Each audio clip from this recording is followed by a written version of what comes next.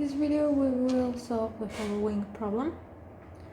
It says a proton with an initial velocity given by this vector enters into a region with a magnetic field given by 0.5 Tesla in the z-axis, and it asks us to sketch these vectors.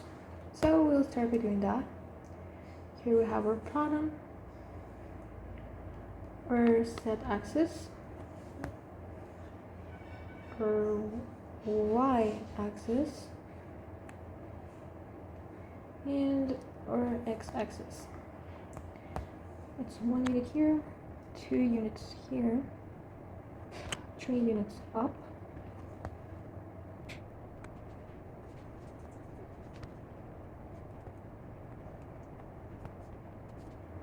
so we have that.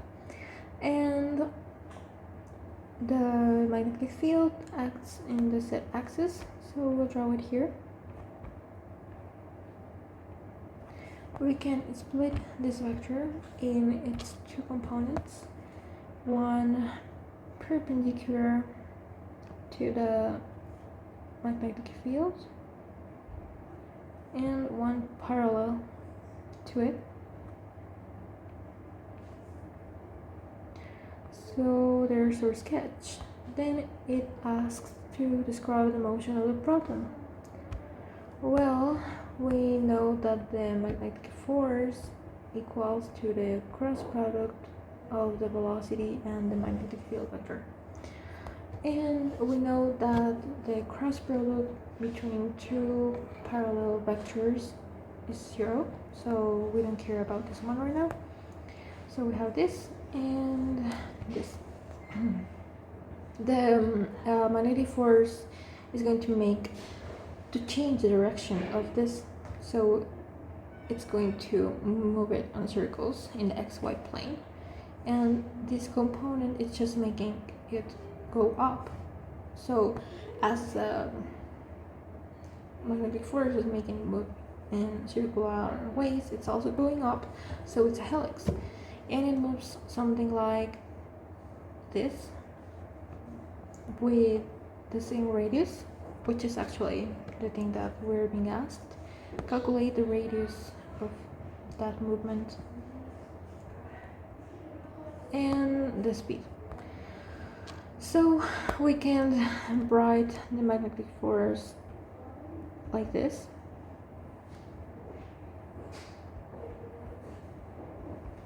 And as I said, we won't use an angle because, well, these are two perpendicular and we just care about this one. So this is going to be the perpendicular vector, and we can set this equal to the centripetal force, which is equal to the mass times the velocity squared over the radius, and we just solve for the radius.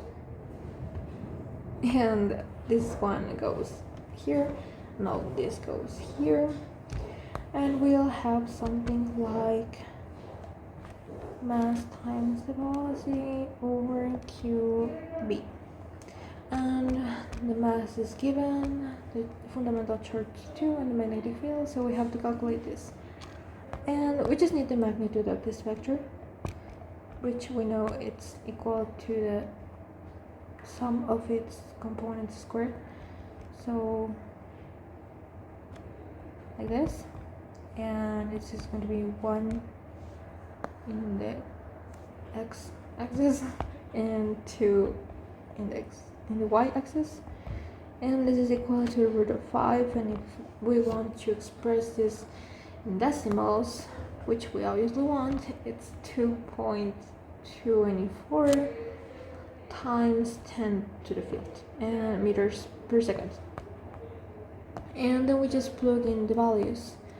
The mass is going to be 1.673 times 10 to the minus 7 kilograms times 2.24 times 10 to the 5th meters per second, and the fundamental charge is 1.602, I think, yeah, times 10 to the minus 19 coulombs, and times the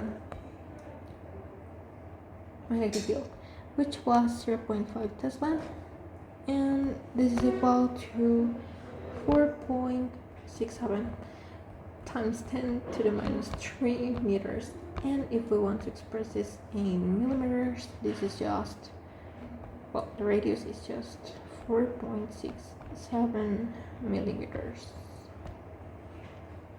And this is our final answer. And of course we didn't draw a cuckoo, so we'll just do one real quick here.